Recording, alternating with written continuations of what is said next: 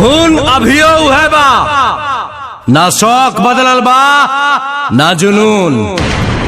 सुन ले फिर से, रियासत गइल बा रुतबा ना, रौबा खौफ आज भी उहै बा।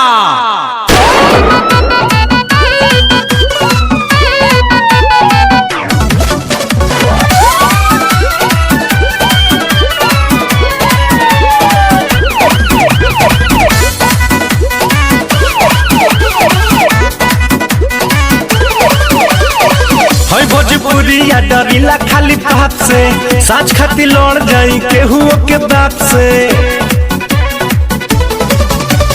हई भोजपुरिया डरिला खाली बात से, साच खाती लड़ जाई केहू के बात से।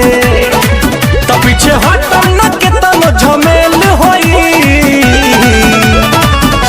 आज जेल होई काल बेल होई, परसों से उहे खेल होई। आज जेल होई कल बेल होई, परसों से उहे खेल होई।